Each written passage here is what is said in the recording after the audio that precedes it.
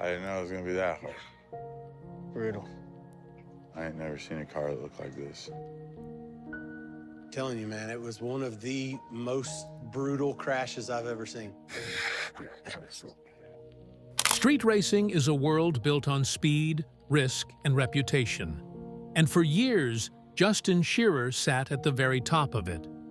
As the face of Street Outlaws, he wasn't just another racer, but the leader of the 405 and the man everyone had to beat. But behind the wins and respect, a different story was unfolding. One marked by a devastating crash, a broken marriage, and a slow step away from the spotlight. With so much happening all at once, fans were left wondering, what really happened to Big Chief? And where did everything start to change? Join us as we uncover the full story. Life before the name Big Chief. Before the name Big Chief and the fame and everything that would follow it, Justin Shearer was born on December 9th, 1980, in Louisville, Kentucky. Long before the cameras, the crowds, and the engines screaming down dark roads, his story began in a much quieter way.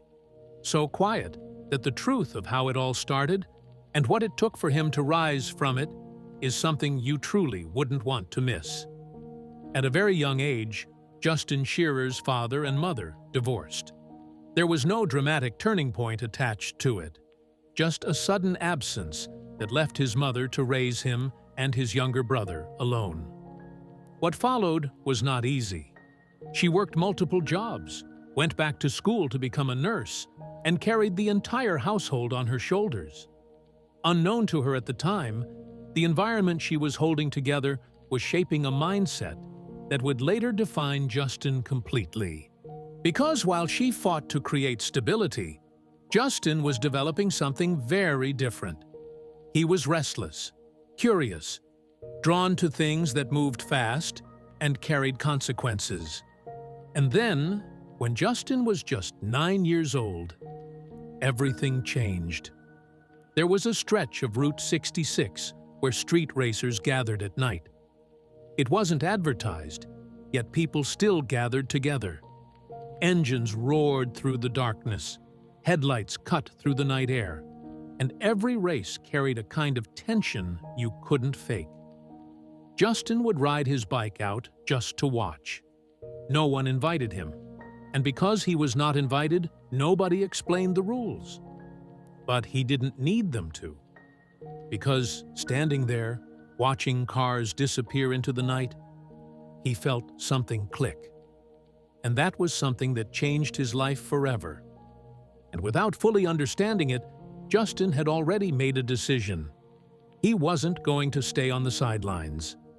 A few years later, in 1992, Justin Shearer's family moved to Oklahoma City. On the surface, it was just another life change. A new place, new routines, a fresh start. But unbeknown to almost everyone, including Justin himself, this move placed him right in the middle of one of the most competitive street racing scenes in the country. And once he found it, everything intensified. Now surrounded by racers who lived and breathed that lifestyle, Justin didn't just watch anymore, he studied. Every night became a lesson, and every lesson pushed him closer to where he wanted to be. But there was still one thing holding him back. He didn't have a car. And in that world, that meant he didn't exist.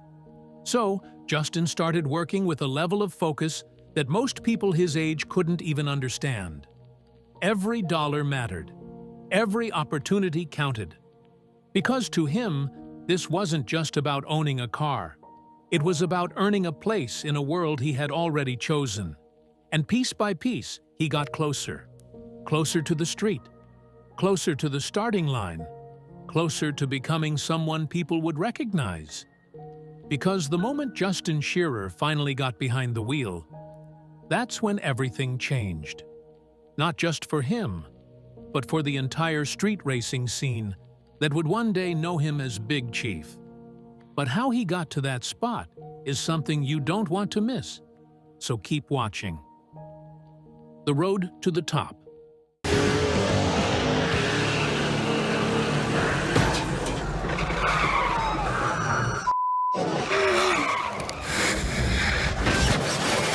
At the age of 18, Justin Shearer started to take jobs, not occasionally, not when it was convenient, but with a kind of focus that made it clear this meant more to him than most people understood. He took jobs wherever he could find them, doing whatever it took to stack up enough money. One of those jobs was at a gas station, where he spent long hours serving customers, watching cars come and go, and quietly saving every dollar he could. But little did he know, that same gas station would also shape another part of his future. Because it was there, at just 18 years old, that he met the woman who would later become his wife. But that part of the story would come later. So you would have to stick around because it changes everything. Right now, there was only one thing on his mind: getting behind the wheel. And when he finally did, it wasn't in something flashy or expensive. It was a 1972 Pontiac Le Mans, a car most people would overlook without a second thought. But Justin didn't see it that way. He saw potential. He named it the Crow. At first, it was just a machine, basic, imperfect, and limited by what he could afford. But over time, it became something else entirely, something personal, something alive. Because Justin didn't just drive the Crow, he built it, piece by piece, dollar by dollar, year after year. Every modification, every upgrade, every late night spent working on it pushed the car closer to what he needed it to be. And along the way, something else was happening too. Justin wasn't just becoming a better driver, he was becoming a student of the machine itself. Working at Midwest Street Cars, he developed a level of mechanical understanding that set him apart from the average racer. He didn't just press the gas and hope for the best. He understood how power moved through the car, how traction was gained or lost, and how small changes could mean the difference between winning and losing. And that knowledge changed everything. Because now, when Justin lined up to race, he wasn't just another kid chasing adrenaline. He was prepared, calculated, dangerous. Through the late 1990s and early 2000s, his name began to carry weight in the Oklahoma City street racing scene. There were no cameras back then, no fame, no audience watching from home, just the street. And in that world, reputation was everything. Word spread quickly about the car, about the driver, about the Crow. And one by one, racers who lined up against him learned the same lesson. This wasn't someone to underestimate. By the time conversations started about bringing street racing to television, Justin Shearer's name was already being mentioned. Not because he chased attention, but because he had earned respect, the only way that mattered out there. So, when Street Outlaws premiered on June 10, 2013, it didn't feel like a manufactured show. It felt real, because it was. Real racers, real risks, real consequences. And right at the center of it all was Big Chief. He wasn't just another competitor. He managed the list, organized the races, and set the tone for the entire 405. If you wanted to prove yourself, you had to go through him. And people watched. From the very first episode, something clicked. The rawness, the tension, the authenticity. It pulled viewers in. The show quickly became a hit, and almost overnight, Justin's life changed. What had once been a local reputation turned into national recognition. The streets he grew up on were now on television screens across the country. But success like that doesn't come without pressure. And as everything around him started moving faster than ever, something else was already building in the background. Something no one could fully control. And when it finally happened, it changed everything. It was November 14th, 2015. It was supposed to be just another race, another night during filming, another moment in a life that had already become defined by speed. But this time, something went wrong. During the race, another driver lost control. In a split second, everything shifted. The car spun and slammed into the rear quarter panel of Big Chief's twin-turbocharged 1972 Pontiac Le Mans. The impact was violent. Metal twisted, parts shattered. And just like that, the Crow, which was the very car that had been with him from the very beginning, was destroyed. But the car wasn't the only thing caught in that crash. Justin Shearer was inside it. He survived. But survived doesn't tell the full story. He was rushed to the hospital with pulmonary contusions, bruised lungs that made even breathing painful. He had fractured vertebrae, specifically his second and third lumbar vertebra. His collarbone was broken. And the rest of his body carried the kind of damage that doesn't always show up clearly on paper. It was the kind of crash that should have ended everything. And for a moment, it almost did. From his hospital bed, Justin Shearer reached out to fans. His message was simple. He said he was beat up. He listed the injuries. And he made one thing clear: he was grateful to be alive.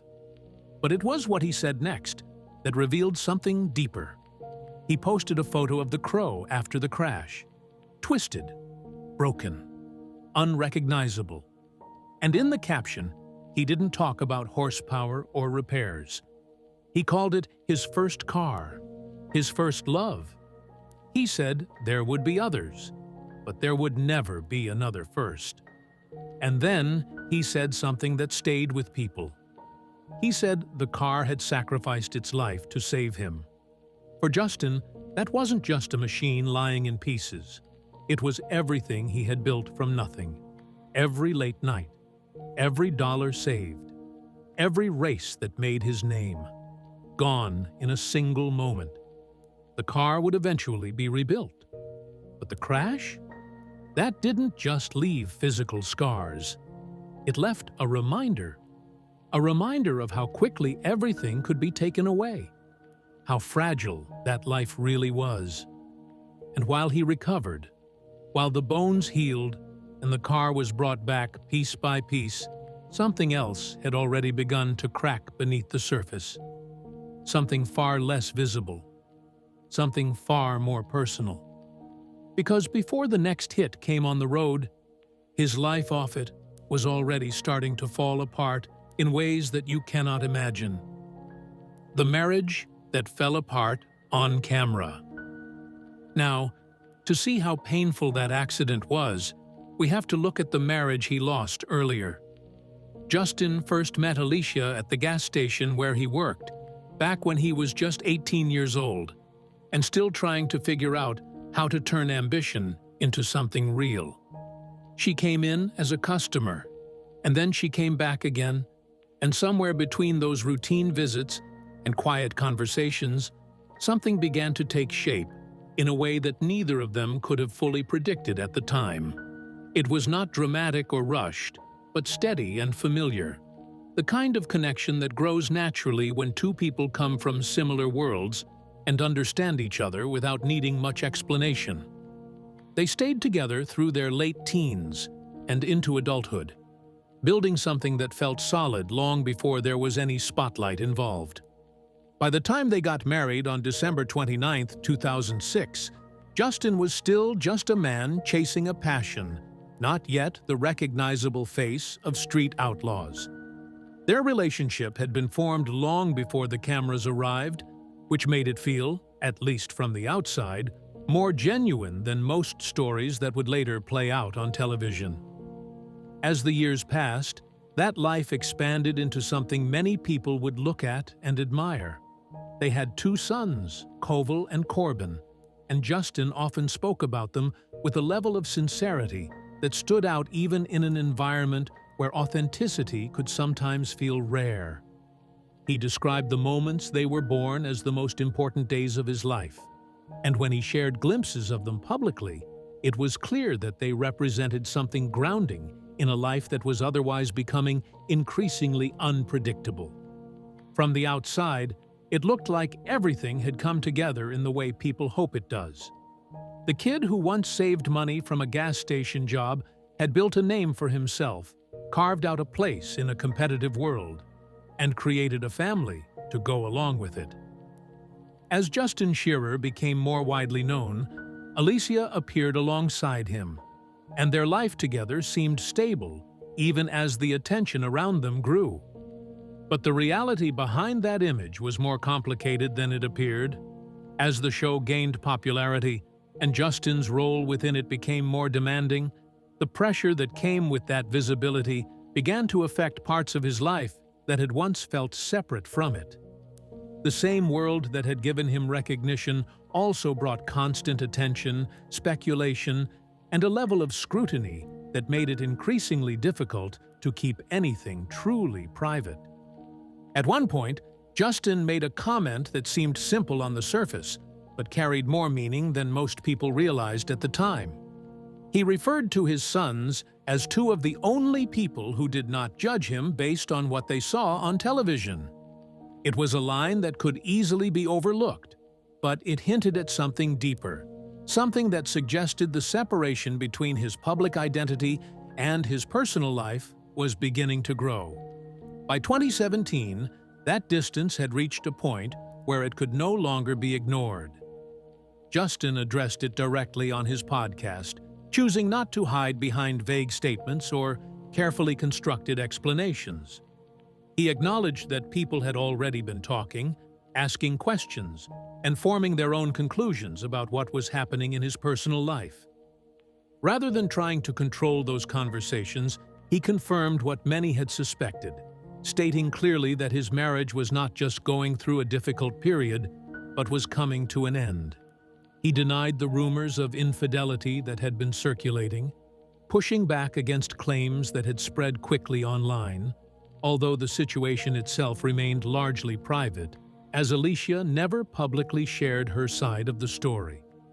In the absence of clear answers, opinions continued to form, and like many public breakups, the truth became something only a few people fully understood.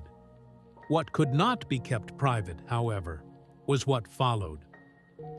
Not long after the divorce became official, Justin introduced a new relationship into the public eye with Jackie Brosh, a fellow racer who was already part of the automotive world through both her own involvement and her connection to organizations like Car Chicks. The transition from one chapter of his life to the next happened in a way that drew attention, not just because of who he was, but because of how closely people had followed the life he once presented as stable. Justin spoke openly about this new relationship, describing Jackie as part of his future, and over time, the two remained together, building something that appeared to bring a different kind of balance into his life. Even so, the end of his marriage carried a weight that could not be easily set aside. For someone who had once described his family as his greatest achievement, the loss of that structure was not something that could be measured in public statements or explained away in a single moment. It was a shift that affected him on a level far removed from racing, far removed from television, and far removed from the image people had come to associate with him. The streets had prepared him for competition, for risk, and for loss in a physical sense, but they had not prepared him for the kind of change that comes when a personal foundation begins to break apart. And as he worked through that transition, while still carrying the expectations that came with being Big Chief, another question had already started to take shape in the minds of fans. It was not about his past. It was not about his relationships. It was about his future. Because slowly, almost quietly, something else was beginning to change. His place on the show itself. And the answer to that question would turn out to be far more complicated than anyone expected. So keep watching, because this story is far from over. Why Big Chief left Street Outlaws. Another shocking reality in Justin Shearer's life was the gradual departure from his first love, not a person, but the world of street outlaws and the street racing culture that had defined him long before fame ever existed. What began as a local, tightly connected community in Oklahoma City, built on reputation, respect, and personal rivalries, slowly transformed into something much larger the moment television cameras and national audiences became part of the equation. At its core, street racing was never meant to be a production. It was built on trust between individuals who knew each other, who raced each other repeatedly, and who understood that every decision carried real consequences beyond entertainment. But as the show grew, and as the format expanded into a televised franchise, that original structure began to shift in ways that were not always easy to reconcile. Justin has acknowledged in various conversations over the years that this shift created a kind of internal tension, because the version of the world people saw on screen was still rooted in something real, yet no longer fully identical to the world it came from. The authenticity that made Justin Shearer compelling was never manufactured. It came from lived experience. But as production demands increased and the scope of the show widened, the space between the real environment and the televised version of it gradually expanded. By 2023, that tension became visible in a different way when Justin Shearer stepped away from the show for a period of time. Reports spread quickly, and speculation followed just as fast, with many fans believing that his departure might be permanent. The reaction online reflected just how central he had become to the identity of the program itself. When he later addressed it directly on social media, he made it clear that he had not left for good, stating that the 405 was still home and eventually returning for the following season. But even with that return, the moment revealed something deeper than a simple break in filming.